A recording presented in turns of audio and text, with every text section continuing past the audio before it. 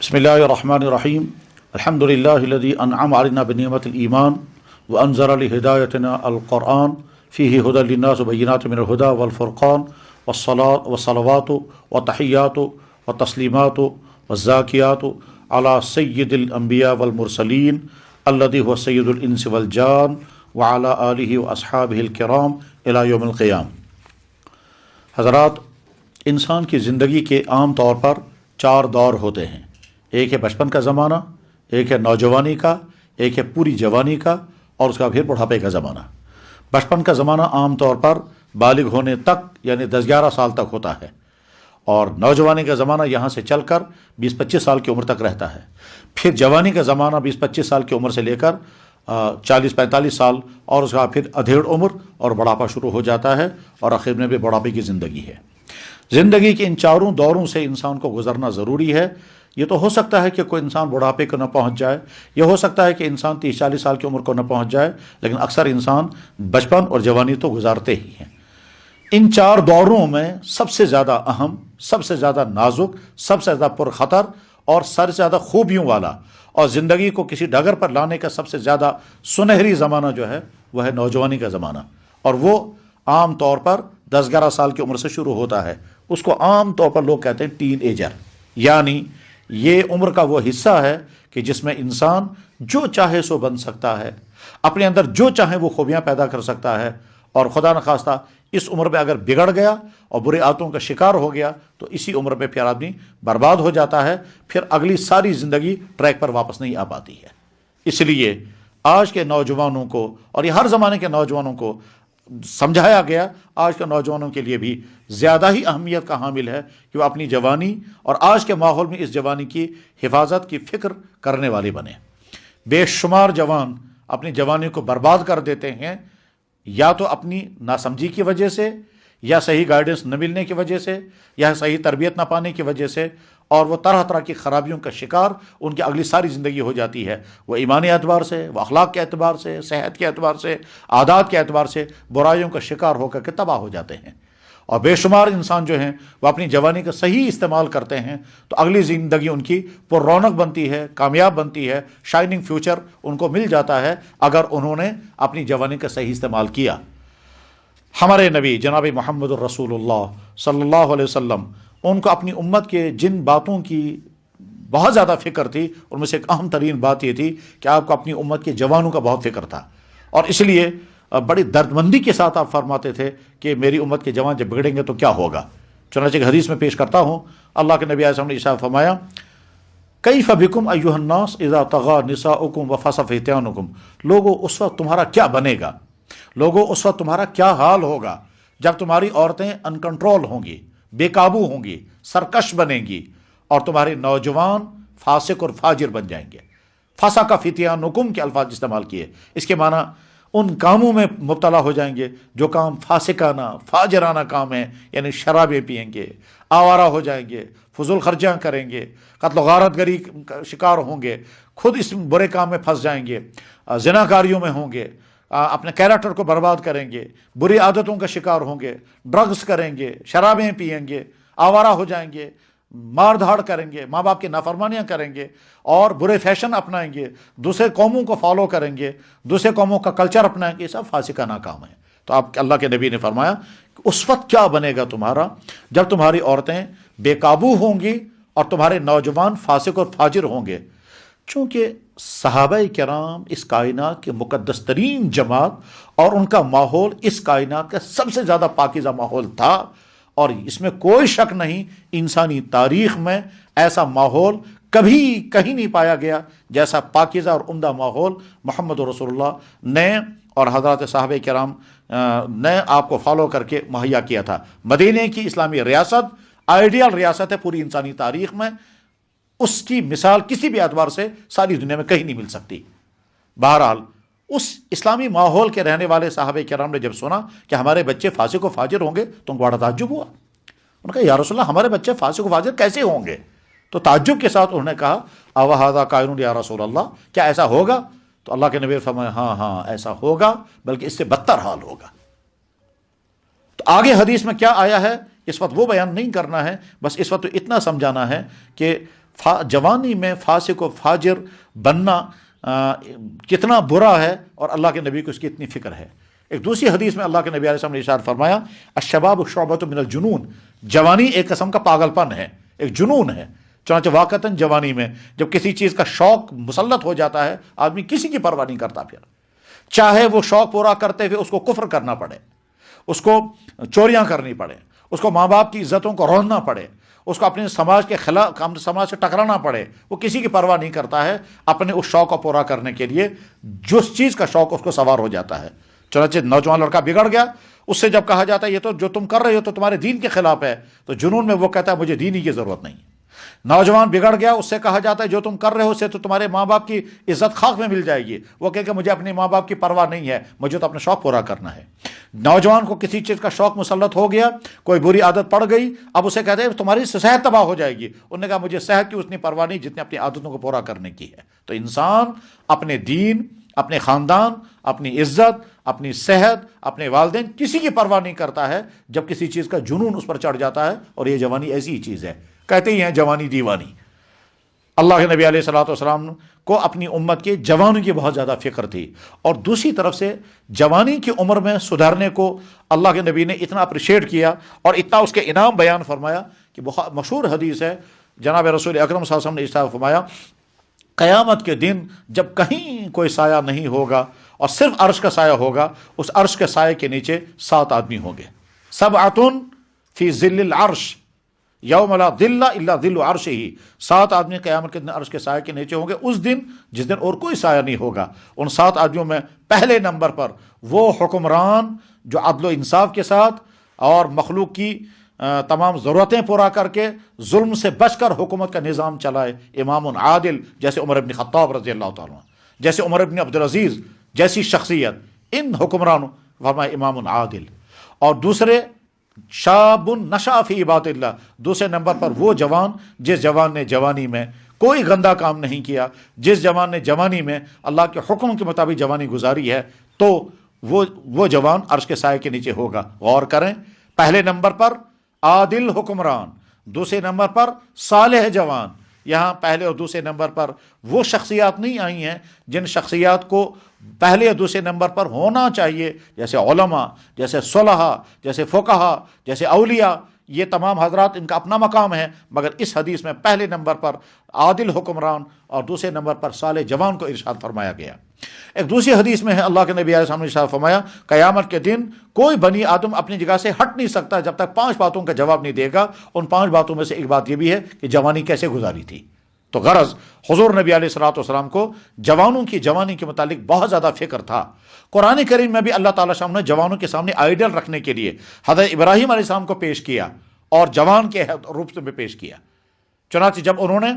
وہ ان بتوں کو توڑا تھا اور لوگوں نے آپس میں تذکرہ کیا کہ بتوں کو توڑنے والا کون ہے، تو آپ نے تذکرہ کرتے ہوئے کہا سمعنا فتى یذکرہم یقال لہ ابراہیم، ہم نے اپنے جوان کے بارے میں سنا ہے جس کا نام ابراہیم ہے، شاید اسی نے یہ کام کیا ہوگا۔ تو ابراہیم جوان کو پیش کیا گیا۔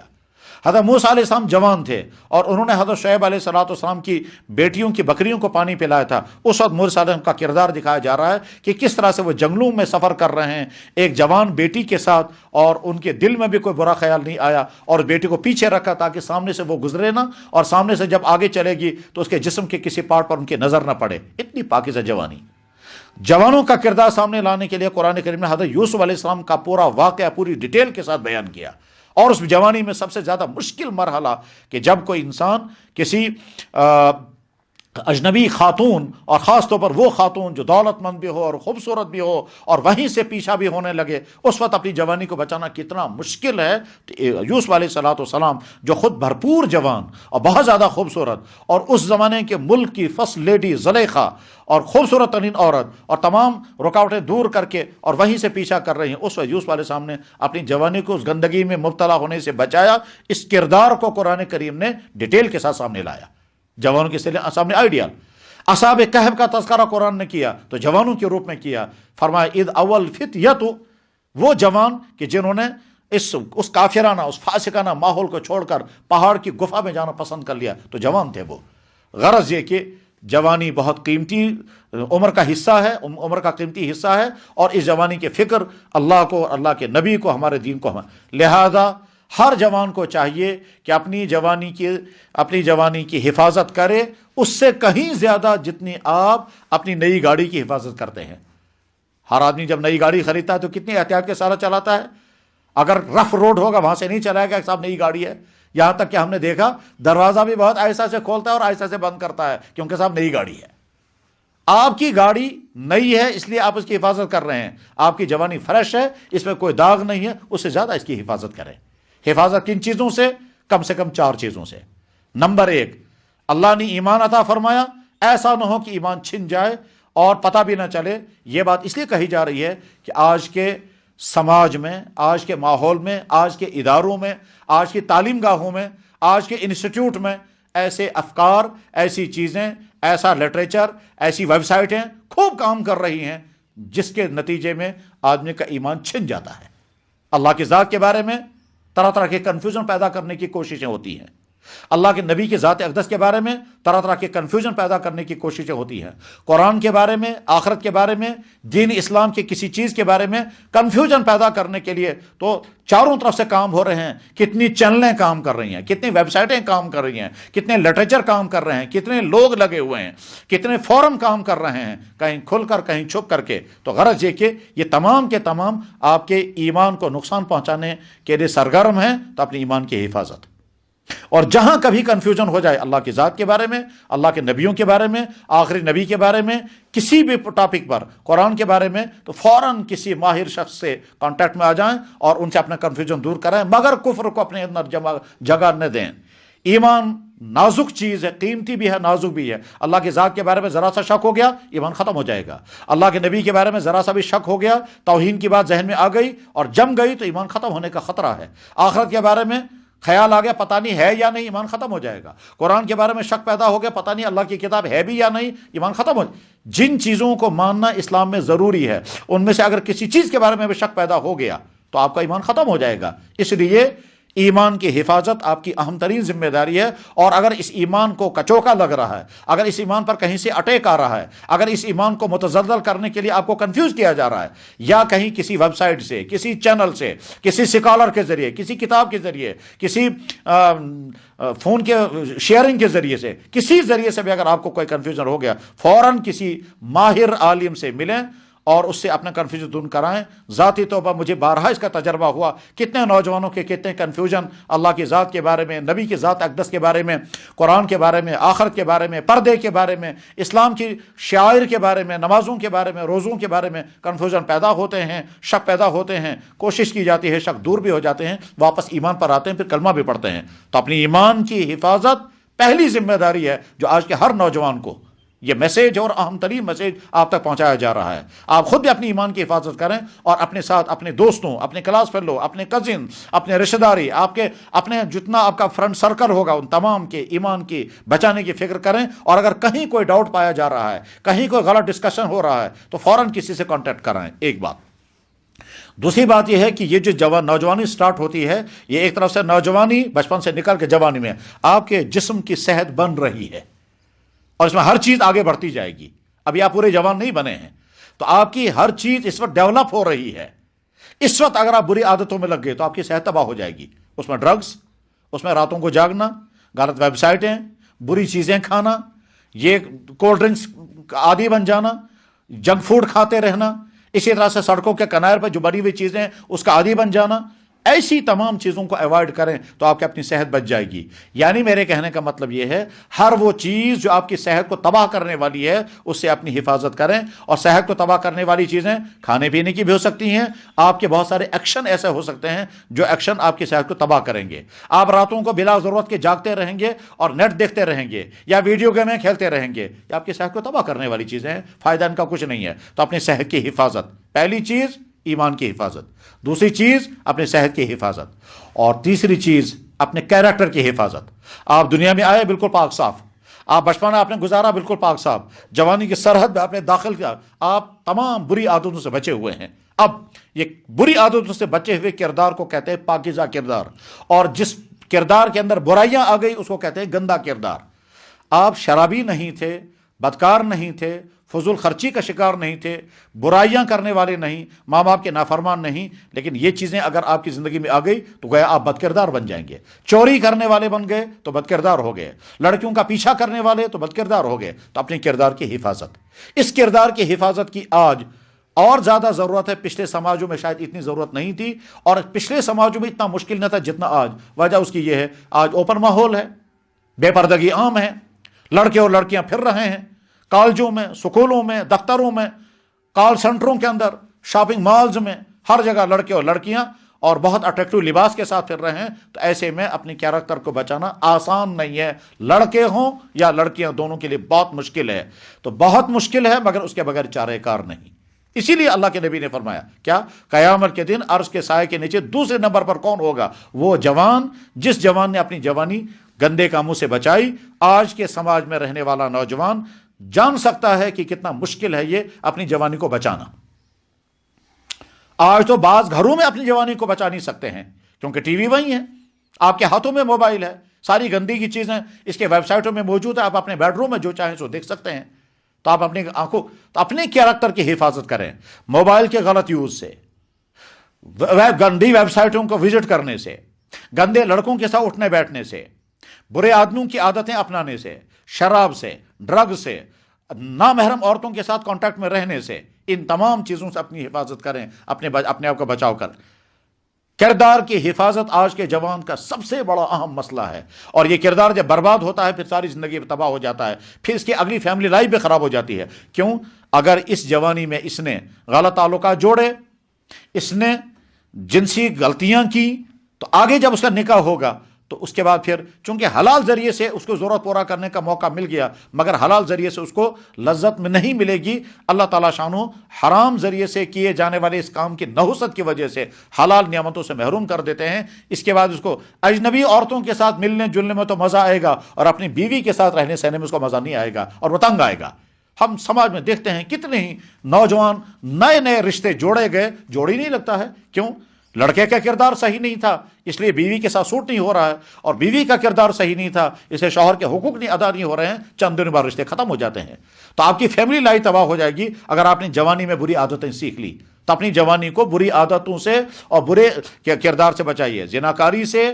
شراب خوری سے، ڈرگ سے، موبائل کے غلط یوزنگ سے، غلط ویب سائٹیں وزٹ کرنے سے، غلط مناظر دیکھنے سے، اور بری عادت اپنے پیدا کرنے سے، غلط لڑکوں کے ساتھ اٹھنے بیٹھنے سے، اور اجنبی لڑکیوں کے ساتھ کانٹیکٹ رکھنے سے، ان تمام چیزوں سے اپنی حفاظت کریں تو آپ کا کردار بچ جائے گا، اور اس میں قدم قدم پر آپ کو اپنے آپ سے لڑنا ہوگا، اور لڑیں گے، دبائیں گے، تبھی آپ اپنے کردار کی حفاظت کر سکیں گے۔ اور آخری چوتھی چیز جس کی حفاظت آپ کو کرنی ہے وہ ہے آپ کی اپنی عادتیں۔ ان عادتوں کی حفاظت کریں۔ اگر آپ کو فضول خرچی کی عادت لگ گئی، آپ کو سکون نہیں آئے گا۔ اگر آپ کو فیشن کی عادت لگ گئی اور آگے آپ کا انکم کا سورس اتنا مضبوط نہ ہوا کہ آپ اپنی فیشن کی عادت پوری کر سکیں گے، تو آپ تنگ آ جائیں گے۔ اس لیے فضول خرچی کی عادت پیدا نہیں ہونی چاہیے، ڈرگز کی عادت پیدا نہیں ہونی چاہیے، ڈرامے دیکھنے کی عادت پیدا ہونی چاہیے۔ آدمی اپنے آپ کو کسی چیز کا عادی بنا دے تو بعد میں انسان تنگ آ جاتا ہے، اور اس کے بغیر پورا زندگی نہیں گزار۔ عادت یہ ہونی چاہیے کہ اگر مجھے ننگے پاؤں چلنا پڑے میں تیار ہوں۔ عادت یہ ہونی چاہیے کبھی سوکھی روکھی کھانی پڑے میں اس کے لیے بھی تیار ہوں۔ اگر کسی نے ڈشیں کھانے کا اپنے آپ کو عادی بنایا اور کل کو کبھی کسی موقع پر گھر میں اچار کے ساتھ کھانا کھانا پڑے تو طبیعت آمادہ نہیں ہوگی، کھایا نہیں جائے گا، کیونکہ عادت نہیں ہے۔ عادت اپنے ہاتھوں سے کام کرنے کی ہے۔ اگر کوئی کام کرنے والا نہیں ہوا تو گھر میں چائے بھی نہیں بنا سکیں گے۔ تو عادتیں اچھی پیدا کریں اور بری عادتوں سے اپنی حفاظت کریں۔ بری عادتیں چاہے وہ کھانے کی بری عادتیں ہوں، پینے کی بری عادتیں ہوں، سونے کی بری عادتیں ہوں، عادتوں کی تمام بری عادتوں سے اپنی حفاظت ضروری ہے۔ میں نے کنکلوڈ کرتے ہوئے عرض کروں گا، ایمان کی حفاظت، صحت کی حفاظت، کردار کی حفاظت اور عادتوں کی حفاظت، ان چاروں چیزوں کی اگر آپ نے حفاظت کی اور اس کے بعد پھر پڑھائی کے میدان میں، دینی تعلیم کے میدان میں، پڑھنے کے میدان، کردار کے میدان میں آگے بڑھتے گئے تو آپ کی اگلی زندگی خوبیوں والی زندگی ہوگی، اور آپ سرمایہ بنیں گے اپنی ذات کے لیے بھی، اپنے گھر کے لیے، اپنے والدین کے لیے، اپنی قوم کے لیے اور اپنے ملت کے لیے۔ میں آیت پڑھ کر کے بات ختم کرتا ہوں۔ قرآن کریم میں اللہ تعالیٰ شان و ارشاد فرماتے ہیں، وَيَوْمَ يَعَضُّ الظَّالِمُ عَلَى يَدَيْهِ، وہ دن یاد رکھنا جس دن ظالم ظالم سے مراد دوسروں پہ ظلم کرنے والا نہیں، اپنی ذات پر ظلم کرنے والا. جس دن ظالم اپنے ہاتھوں کو کاٹے گا اور افسوس کرے گا میں فلانے کے ساتھ کیوں اٹھتا بیٹھتا رہا، میں برباد ہو گیا. یقول یا ویلتی لیتنی لم اتخذ فلانا خلیلا، افسوس میں نے فلانے کو اپنا دوست نہ بنایا ہوتا. فلانا کو دوست بنانے کے مطلب پہلے زمانے میں کسی انسان کو دوست بنانا تھا، برے انسان کو. آج کے زمانے میں فلانے انسان کو میں نے فالو نہ کیا ہوتا، فلانی ویب سائٹ میں نے دیکھی ہوتی، فلانے سکالر کے پیچھے نہ چلا ہوتا، فلانا فیشن میں نے نہ اپنایا ہوتا، فلاں کے ساتھ میرے غلط تعلقات نہ رہے ہوتے، فلانے کو میں نے رول ماڈل نہ بنایا ہوتا، فلانے ماحول کے ساتھ نہ گیا ہوتا، میں نے فلانی بک نہ پڑھی ہوتی، میں نے فلانے قسم کا لٹریچر نہ پڑھا ہوتا. یہ تمام فلانے جو ہیں وہ قیامت کے دن یاد کر کر کے انسان اپنی انگلیوں کو کاٹے گا، میں نے یہ سب کیوں کیا. وَيَوْمَ يَعُضُّ الظَّالِمُ، یاد رکھو وہ دن جس دن تم ظالم، یاد تھیو سو دۄہ یم دۄہ تُہۍ پنن اتھن ژٔٹۍ ہیٚیِو، یاد رکھو وہ دن جس دن تم اپنی ہاتھوں کی انگلیوں کو کاٹو گے اور افسوس کرو گے کہ میں فلانے کے پیچھے کیوں رہا، فلانے کو میں نے اپنا دوست کیوں بنایا. پھر کہے گا یا ویلتی لیتنی لم اتخذ فلانا خلیلا، ہائے افسوس میں نے نبی کی بات کیوں نہ سنی، ہائے افسوس میں نے اپنے نبی کی بات کیوں نہ سنی، میں فلاں کے پیچھے کیوں چلتا رہا. اور پھر قیامت کے دن یہ انسان کیا کہے گا، یا اللہ میں تو ٹھیک تھا، میں جس کو فالو کرتے کرتے بگڑ گیا، جس ویب سائٹ کو، جس سکالر کو، جس کتاب کو، جس ماحول کو، جس آدمی کو میں بگڑ گیا، جس ماحول میں جا کر کے میں اتھیسٹ بن گیا، جس ماحول میں جا کر میں زناکار بن گیا، جس ماحول کے ساتھ رہ کر کے میں برائیوں میں پھنس گیا، یا اللہ وہ آدمی مجھے دکھا دیجئے، میں ان کو پاؤں سے روندوں گا جن کی وجہ سے میں یہاں پہنچ گیا. وقال الذين كفروا ربنا ارنا الذين اضلانا من الجن والانس نجعلهما تحت اقدامنا، یا اللہ ہمیں دکھا دیجئے وہ جنہوں نے ہم کو غلط راستے پر لے لیا، ہم اپنے پاؤں سے رو دیں گے. اور ایک جگہ قرآن کہتا ہے الاخلاء یومئذ بعضهم لبعض عدو، اس دن تم تمام دوست جو دنیا میں دوستی کرتے تھے، شراب کی دوستی، جوے کی دوستی، بدکاریوں کی دوستی، گناہوں کی دوستی، خطرناک پلان بنانے کی دوستی، لوٹ مار کرنے کی دوستی، کسی خلاف ریڈ کرنے کی دوستی، یہ دوستیاں جو تم کرتے تھے، ان دوستیوں کرنے والے لوگ قیامت کے دن کیا ہوں گے، ایک دوسرے کے دشمن ہوں گے. الاخلاء یومئذ بعضهم لبعض عدو، سارے یہ دوست قیامت کے دن ایک دوسرے کے دشمن ہوں گے. اور پھر ایک دوسرے یا اللہ میں تو ٹھیک تھا، اس نے مجھے برباد کر دیا، اس کو جہنم میں لے جائیے. وقالوا ربنا اطعنا سادتنا وكبرانا فاضلون فآتهم ضعفين من العذاب، ان کو ڈبل عذاب دے دیجئے. میرے بھائی خلاصے کے طور پر عرض کرتا ہوں، اپنی جوانی کی حفاظت کریں، آپ سرمایہ بنیں گے اپنی پوری قوم کے لیے، اپنے گھر کے لیے، اپنے والدین کے لیے، اور اپنے آئندہ اپنی اہل و عیال کے لیے. اپنی ایمان کی حفاظت، اپنی صحت کی حفاظت، اپنی کردار کی حفاظت اور اپنی عادتوں کی حفاظت، تو آپ کامیاب جوان بنیں گے. اللہ ایسی ہی مقدس، پاکیزہ اور کامیاب جوانی سے ہم سب کو اور آپ سب کو نوازے. وآخر دعوانا الحمدللہ رب العالمین برحمتک یا ارحم الراحمین.